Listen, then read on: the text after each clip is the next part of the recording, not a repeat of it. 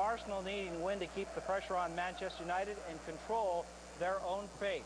This one was scoreless to the second half. That's when Thierry Henry will break down the left, makes a run into the box, serves up the easy ball for Sylvain Wiltord. That's a tap-in, 1-0 Gunners in front. 9 minutes later, Henry with the ball again, this time a shorter pass to Robert Pires, and he curls the ball by Jussi Jääskeläinen, and Arsenal on their way to victory, up 2-0.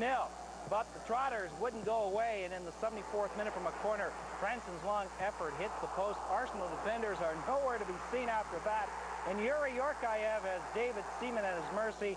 It's now 2-1. 6 minutes from time, Yorkaev with a free kick. The ball goes into the crowd, and Martin Keown provides the proper touch with his head. It's 2-2. Seaman throws it on the piece, while Arsene Wenger fuming, as he knows the Premiership hopes are now that a hope. It's still open, but not in our hands. Their hopes were in the hands of the Spurs on Sunday. They were home to Manchester United at White Hart Lane, and David Beckham was in the United starting lineup, unlike Wednesday in that Champions League match with Real Madrid. Casey Keller was doing his best for Arsenal, as he was personally doing all he could to keep United, and specifically Ruud van Nistelrooy from taking the lead in the opening 45. Keller really solid in the Tottenham goal. 3 huge saves off Van Nistelrooy, who was looking for his 40th of the season for Man United, but it wouldn't come in the first half, and Arsenal supporters were thanking Keller for that. Here is the last of his 3 saves. Good header by Van Nistelrooy, but a better save by Keller, and he was looking very tired. It would take to the 69th minute for United to break through.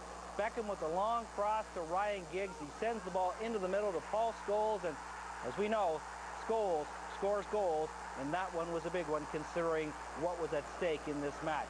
Then the insurance goal, as Quinton Fortune makes a fabulous run, places the ball perfectly to Van Nistelrooy, and that's in.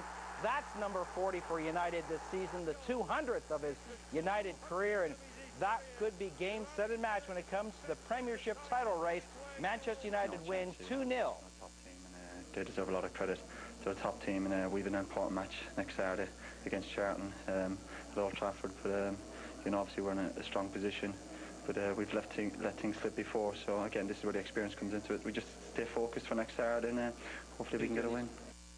So here's how the Premiership race looks, with Manchester United on top, 77 points from their games. The Arsenal is 72 points and a game in hand. United will play Charlton and Everton away to close out their season. Arsenal have Leeds, Southampton, and Sunderland remaining. If United win both their games, they're the champions. Arsenal's only hope maybe with Everton. If the Toffees can take some points away from United, Arsenal can still claim the Premiership title if they can win their remaining games, and it still might come down to goal differential, and United leads that one now by 1. It's that time of the season where managers are issuing all kinds of challenges to their players. Chelsea's manager, Claudio Ranieri, is no different, as he urged his side for 3 consecutive wins that would see them finish in the top 4 and thus receiving a spot in the Champions League. Saturday, they faced Fulham, who have bigger problems going into this game, just 6 points above the drop zone. To the West London derby, Fulham needing a win to keep them safe from relegation. 37th, Chelsea free kick by Zola. Cross bounces, strikes the crossbar, and John Terry basically chests it in at the far post. Not an overly pretty one, but it counts. 1-0. Then Sean Davis almost pulls one back, but Carlo Cudicini pulls off a fantastic save. 66th, Fulham back at it. Luis Boamorte with an absolutely superb effort eludes Blues defenders before drilling a shot inside the far post to silence the home fans. 1-1, and when the final whistle blew, it was honors again between these two sides. Not the best result for Chelsea, but Fulham definitely pleased. Safety for Fulham. It's a well-earned point for Chris Coleman. Different class, Chelsea. They're a great side. We knew it was going to be a tough game.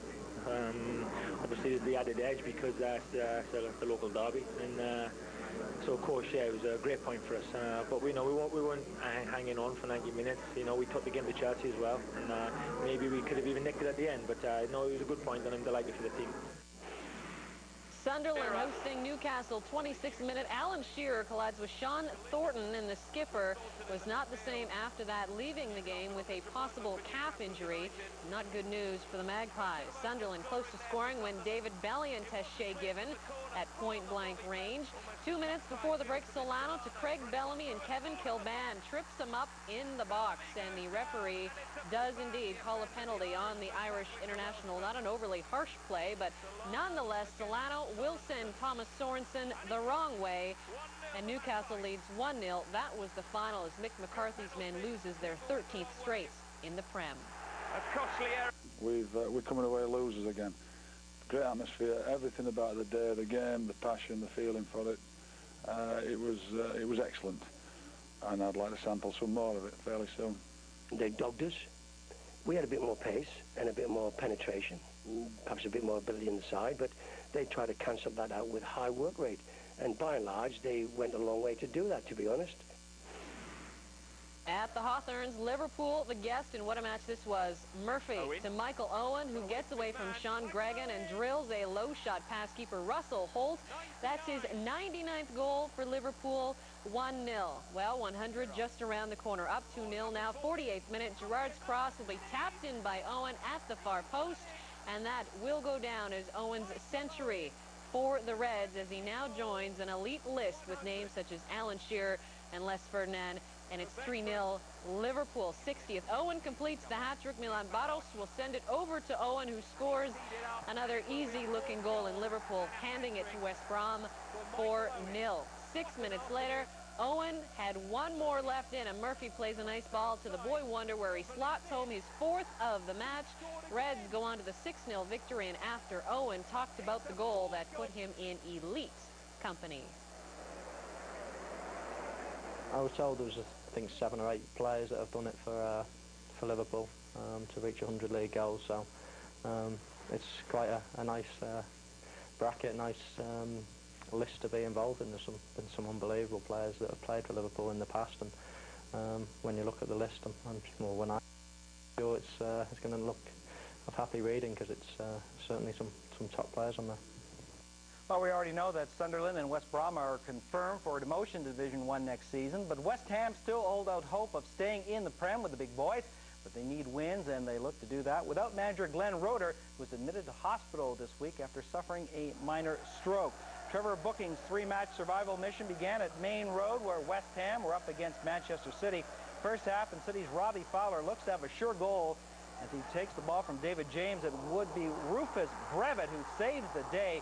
He clears the ball away from harm's way, just inches from going in. Fowler paying the price for that attempt to score, but what a play by Brevet. 80th minute, still no score. Don Hutchison meets Joe Cole's cross. Schmeichel with the save. Hutchison then hits the post, and Freddie Canute will score. And the dream is still alive for the Hammers and for Booking, who was pretty hoarse after this match. 1-0, the final for West Ham. And West Ham hoping they can catch Leeds and avoid going down. Leeds at home to Blackburn on Saturday. Take the lead. 20th minute. Mark Paducah with score his 20th of the season. But the Rovers would equalize after that in the 36th minute as David Dunn beats Paul Robinson on the penalty kick. Rovers have not won in their last 20 visits to Ellen Road, losing 10, drawing the other 10, but take the lead in the second half as Andy Cole just would not be denied. And then Andrew Todd would give Blackburn a 3-1 lead, converting the corner. 3-2 would be the final as Blackburn win their first game in 44 years at Ellen Road. Ooh, long time indeed. Shake. Batman, Superman, Spider-Man? No, Christophe Dugarry's the biggest superhero in Birmingham right now. The number one priority for Steve Bruce is to tie the Frenchman to a permanent deal in the summer. 1 point would be enough for Birmingham to be mathematically safe from relegation. 44 points in the bag, 3 games to go.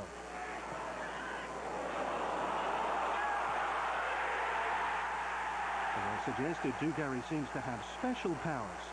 A hint of offside perhaps, but nothing can stop him right now. That's 5 goals in 4 games.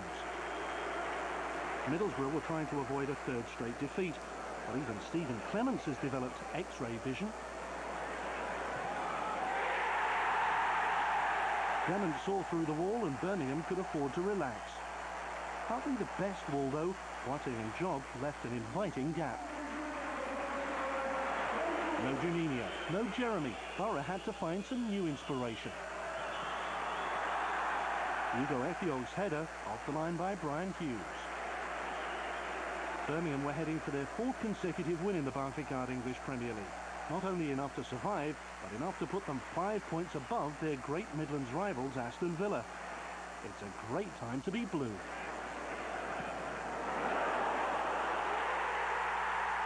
Stan Lazaridis wrapped it up with Birmingham's 3rd, a result that lifts them above opponents who until recently were chasing UEFA Cup football. One of the pre-season favourites to go down, it's been a superhuman effort by Steve Bruce's men.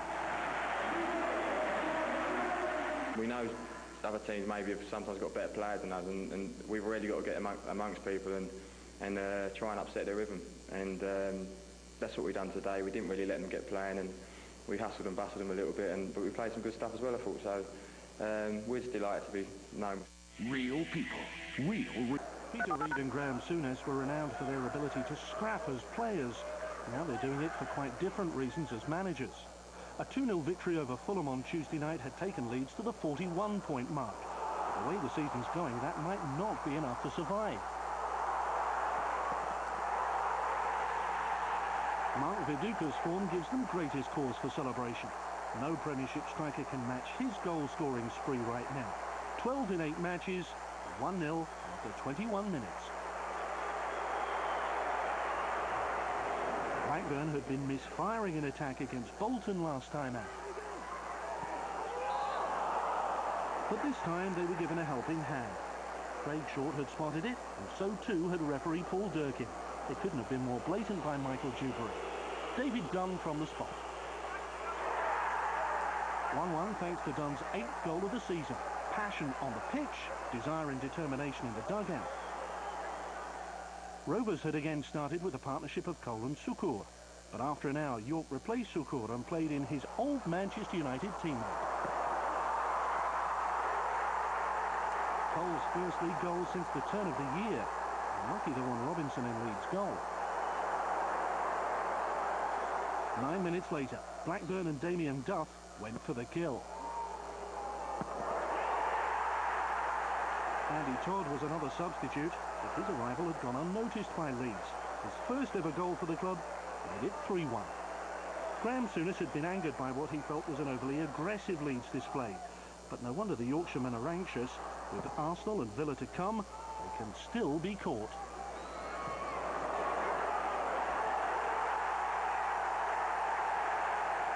A goal near full-time for Alan Smith, but Leeds will face a fight to the finish. Todd and Friedel were deceived by the bounce, but there was no way Rovers would be conned out of victory. 3 points dropped by Leeds. Blackburn stay in touch with Everton. We've still got 2 to go, you know, so we've got to try and win them 2 games. That's the most important thing. European champions France got together for an